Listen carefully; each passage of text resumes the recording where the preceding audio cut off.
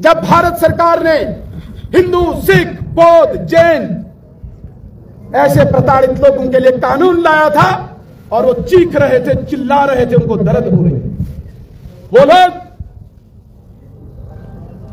आज हम उनसे सवाल पूछते हैं, आपको अफजल गुरु की फांसी की दर्द होती है, आपको अजमल कसाब की दर्द हो रही है, आज आपको इस हिंदू समाज की प्रताड़ना पे दर्द क्यों नहीं है? आज आप कहां पे हो? हमें सवाल पूछना चाहते हैं ऐसे लोगों से, ऐसी पार्टियों से हम सवाल पूछना चाहते हैं। हम बांग्लादेश के हिंदू समाज को सुरक्षित देखेंगे जब हम बांग्लादेश में हिंदू समाज को पुनर्स्थापित वहां पे देखेंगे, जब हम बांग्लादेश में वहां के मंदिरों को पुनर्स्थापित देखेंगे, तब ये भारत देश का समाज, भारत देश का सनातन प्रेमी अपने उन प्रश्नों का जवाब, अपने उन प्रश्नों का उत्तर देखेगा। और आज बांग्लादेश के विरोध में जहां पर हिंदू समाज के साथ अत्याचार हो रहा है और इस अत्याचार के विरोध में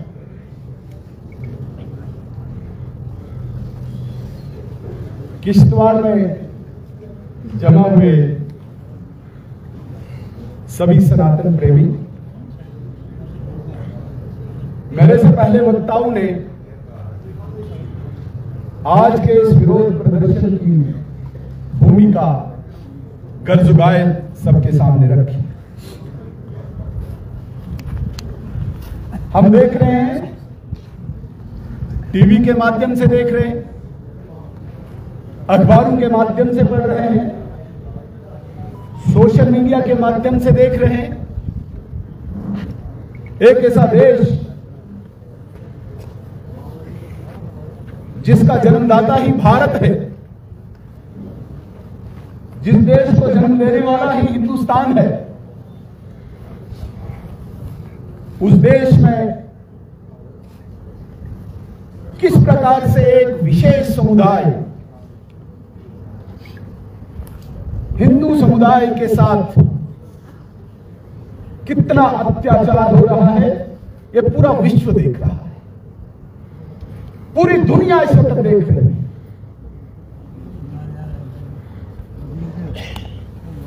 जब पूरी पाकिस्तान को,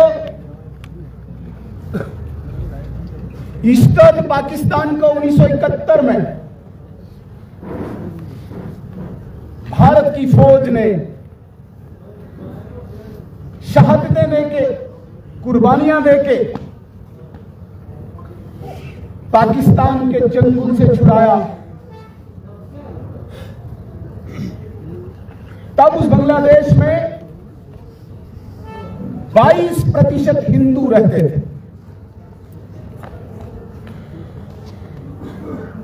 अगर 6-7 करोड़ तब बांग्लादेश की आबादी थी, तो 2 करोड़ के आसपास वहां पे हिंदू रहता था।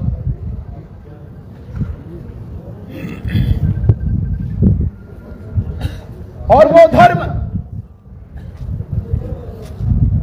जो वसुधैव कुटुंबकम की कल्पना करता, जो सर्वे भवन्तु सुखिनः में यकीन रखता, जो मानवता के मूल्यों पे यकीन रखता, ऐसे धर्म पर एक बड़ी सुनियोजित चाल जो पाकिस्तान में रची जाती है,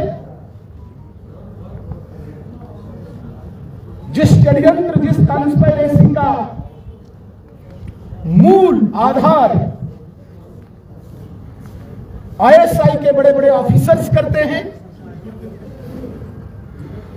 उसको क्रियान्वयन, उसको इम्प्लीमेंटेशन 1971 के बाद बांग्लादेश में किया गया और 22% से घटते घटते आज 10% से भी नीचे वहां पे हिंदू समाज रहा है। जो बांग्लादेश 1971 में जब वो पाकिस्तान से आजाद हुआ, उस बांग्लादेश की जनसंख्या अगर 6.5-7 करोड़ थी, आज 2024 में उस बांग्लादेश की जनसंख्या 15 करोड़ पहुंची।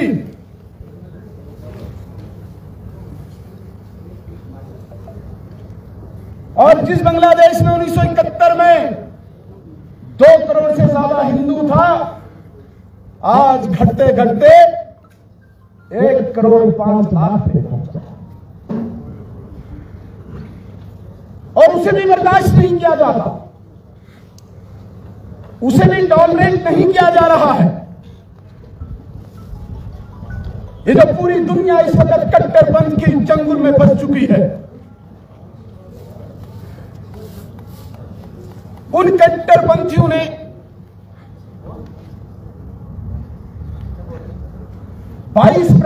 से 5 से 8% जिस हिंदू समाज को पहुंचाया,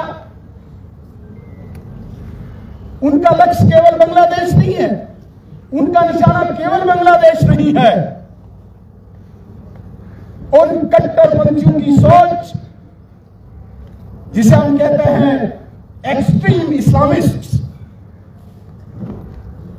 वहाबीज़्म जिसे कहते हैं, और जिसका छोटा नाम इस जम्मू कश्मीर में अहले हदीस माना जाता है, इन लोगों की सोच है कि एक धर्म के अलावा इस धरती में दूसरा कोई धर्म न रहे। यह लड़ाई, यह जंग पूरी दुनिया में छिड़ चुकी है।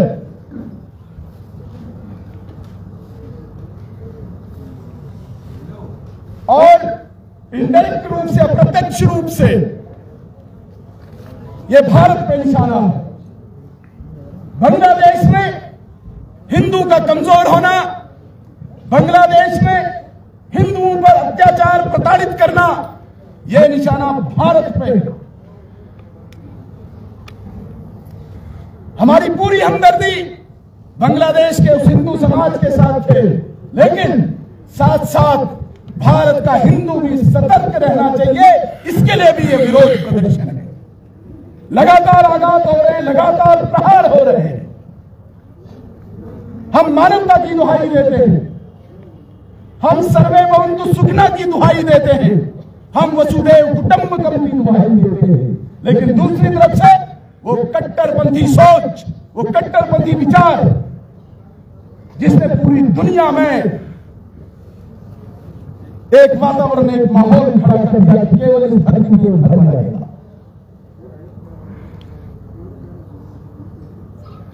आज जिस प्रकार से बांग्लादेश का हिंदू समाज वहां पे लग रहा है, वहां पे मंदिरों को नष्ट किया जा रहा है। इस्कॉन एक बहुत बड़ी ऑर्गेनाइजेशन है। इस्कॉन के एक पुजारी चिन्मय दास प्रभु, जिन्होंने केवल इतना विरोध किया कि बांग्लादेश में मंदिरों की हिफाजत होनी चाहिए, बांग्लादेश में पूजा की पूरी स्वतंत्रता होनी चाहिए। इस चीज की मांग उसने बांग्लादेश के सरकार से की और उसे जेल में डाल दिया जाता है।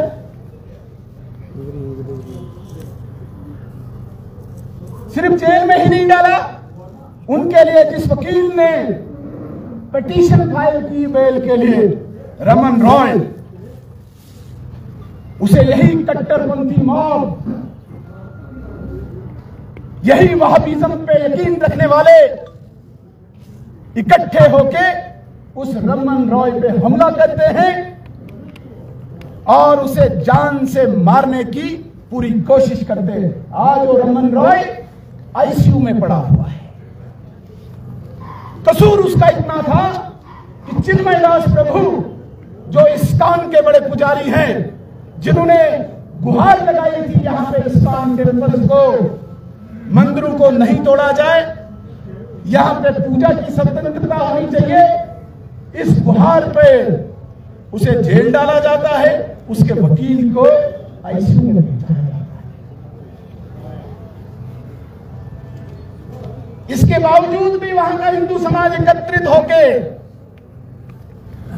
इकट्ठे होके सड़क पे पूर्व अमन, जिसे हम कहते हैं शांति प्रिय तरीके से बांग्लादेश की सरकार से गुहार लगा रहे हैं।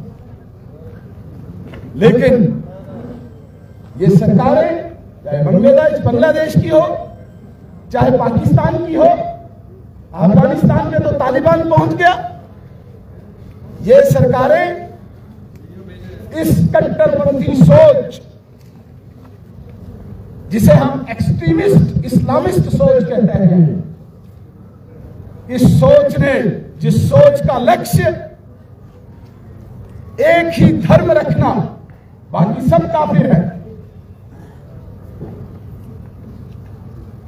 जिस सोच का नजरिया, जिस सोच का दर्शन सिर्फ और सिर्फ शरिया कानून लगना चाहिए, यहां का लेजिस्लेचर हो, यहां की जुडिशरी हो, यहां की एग्जीक्यूटिव हो, सब शरिया कानून के तहत चलना चाहिए। यह इस विचार की, इस सोच का दर्शन है। और इस विचार ने, इस सोच ने इन सरकारों को जकड़ के रखा है। जब जब भी, जहां जहां भी, जिस जिस देश में कट्टरपंथ पनपा है, उस देश का नाश हुआ है। हमारे पास ऐसे कई हमारे उदाहरण हैं। हम आज भारत के इस आखिरी कोने में, जिसको मैं कल्चरल बॉर्डर मानता हूं, सांस्कृतिक सीमा मानता हूं, इस सांस्कृतिक सीमा के बाद जब किश्तवाड़ हम क्रॉस करते हैं तो कश्मीर में वही सोच, वही प्रभाव, वही इफेक्ट वहाबिज्म का, अहले हदीस का, जमात इस्लामी का। इसलिए हम ऐसे बॉर्डर पे हैं और इस बॉर्डर से हम उस हिंदू समाज की रक्षा के लिए यहां पे इकट्ठे हुए हैं। पूरा अमन तरीके से, शांतिप्रिय तरीके से हम सरकार से गुहार लगा रहे हैं। हमें यकीन है आदरणीय नरेंद्र मोदी जी, जिनके ऊपर न सिर्फ भारत के 140 करोड़ लोगों की जिम्मेदारी है, बल्कि पूरी दुनिया, पूरे विश्व के हर मुल्क आज नरेंद्र मोदी पे नजरें टिकाए रखे हुए हैं। चाहे यूक्रेन की जंग हो तो ज़ेलेंस्की गुहार लगा रहा है, रशिया की जंग हो, फिलिस्तीन की जंग हो, इजराइल की जंग हो, कहीं की भी जंग हो, सब नरेंद्र मोदी जी से गुहार लगा रहे हैं। हम ये मानते हैं, हमें पूरा विश्वास है अपने नेतृत्व पे और विशेषकर अपने प्रधानमंत्री पे हमें पूरा विश्वास है कि कूटनीतिक नीति से इस वक्त कोई आयाम फिक्स किया होगा उन्होंने। और जिस हिंदू समाज की चिंता किश्तवाड़ के इस डीसी ऑफिस के प्रांगण में सांकेतिक रूप से यहां का समाज, यहां का सनातन प्रेमी कर रहा है, उस हिंदू समाज के लिए, उस हिंदू समाज की रक्षा के लिए जरूर नरेंद्र मोदी जी की सरकार ने कुछ प्रयास किया होगा। लेकिन पूरे देश में एक आक्रोश है, अनेकों प्रश्न हिंदू समाज के लोगों के अंदर हैं और मेरा ऐसा मानना है बहुत सारे ऐसे लोग बाकी धर्मों के भी होंगे जो मानवता में विश्वास रखते हैं, जो ह्यूमैनिटी में विश्वास रखते हैं, उनके अंदर भी कई प्रश्न होंगे। उन प्रश्नों का जवाब हमें तब मिलेगा जब हम बांग्लादेश के हिंदू समाज को सुरक्षित देखेंगे, जब हम बांग्लादेश में हिंदू समाज को पुनर्स्थापित वहां पे देखेंगे, जब हम बांग्लादेश में वहां के मंदिरों को पुनर्स्थापित देखेंगे, तब ये भारत देश का समाज, भारत देश का सनातन प्रेमी अपने उन प्रश्नों का जवाब, अपने उन प्रश्नों का उत्तर देखेगा।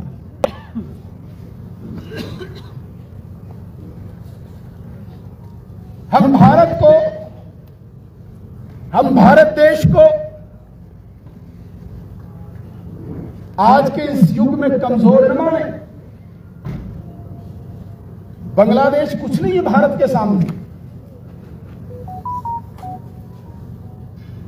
मैं कहता हूं कि फौज भी नहीं, हमारी अगर पैरामिलिट्री ही चाहे तो बांग्लादेश के छक्के छुड़ा सकती है।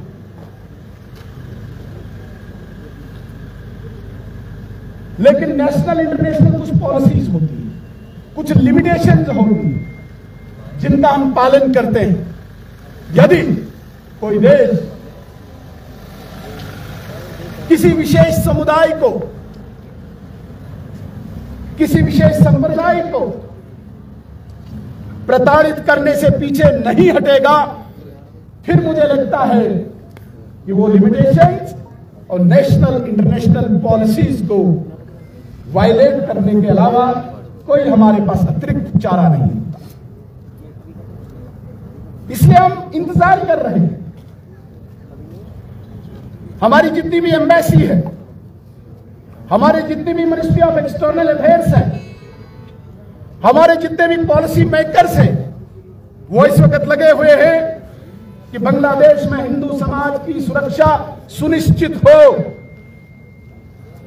यदि नहीं है तो इसके अतिरिक्त भी हमारे पास अन्य विकल्प है, बहुत अनेकों विकल्प है। और हमें अपनी सरकार पे, अपने नेतृत्व पे, विशेषकर प्रधानमंत्री पे हमें पूर्ण विश्वास है कि अपने हिंदू समाज की सुरक्षा के लिए नरेंद्र मोदी जी सभी विकल्पों का उपयोग करेंगे, लेकिन हिंदू समाज को सुरक्षित करके रखेंगे।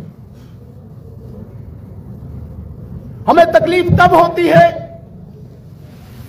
2019 में, जब मई में भारत सरकार बनी, नरेंद्र मोदी जी दूसरी बार प्रधानमंत्री बने, 4 महीने के अंदर सीएए का कानून लाया गया। 4 महीने के अंदर, जिस सीएए कानून के तहत पाकिस्तान हो, अफगानिस्तान हो, तालिबान हो, बांग्लादेश हो या कोई अन्य देश हो, वहां पे हिंदू हो, सिख हो, बौद्ध हो, जैन हो, इन ऐसे धर्मों के लोग जो भारत में आए हैं, उनको यहां पे नागरिकता दी जाए, उनको यहां पे सुरक्षा प्रदान की जाए। लेकिन बदकिस्मती है, इस देश में कई ऐसी पार्टियां हैं जो विदेश के एक एजेंडे के तहत यहां पे काम कर रहे हैं और उस सीएए कानून के तहत, उस सीएए कानून के विरोध में पूरे देश में खड़कंप मचा दिया। शाहीन बाग तो एक अड्डा बना दिया वहां पे। हमें तज्जुब तब हो रहा है, आज वो पार्टियां कहां पे हैं, आज वो लोग कहां पे हैं, जब भारत सरकार ने हिंदू, सिख, बौद्ध, जैन ऐसे प्रताड़ित लोगों के लिए कानून लाया था और वो चीख रहे थे, चिल्ला रहे थे, उनको दर्द हो रही थी। वो लोग, आज हम उनसे सवाल पूछते हैं, आपको अफजल गुरु की फांसी की दर्द होती है, आपको अजमल कसाब की दर्द हो रही है, आज आपको इस हिंदू समाज की प्रताड़ना पे दर्द क्यों नहीं है? आज आप कहां पे हो? हम इस सवाल पूछना चाहते हैं ऐसे लोगों से, ऐसी पार्टियों से हम सवाल पूछना चाहते हैं। आप जवाब दीजिए देश की जनता को। बड़ा ताज्जुब हो रहा है भाई, किसी देश में एक माइनॉरिटी से भी माइनॉरिटी के लोगों को प्रताड़ित किया जा रहा है और हम कह रहे हैं कि भाई हमको सुरक्षा देंगे, तुमको तकलीफ हो रही है। आज आप चुप बैठे हो, आज वहां पे मंदिरों के मंदिर ढहाए जा रहे हैं, आज वहां पे लाशों की लाशें पड़ी हुई हैं, आज आपको कोई तकलीफ नहीं, आज आपको कोई दर्द नहीं। बड़ा ताज्जुब हो रहा है।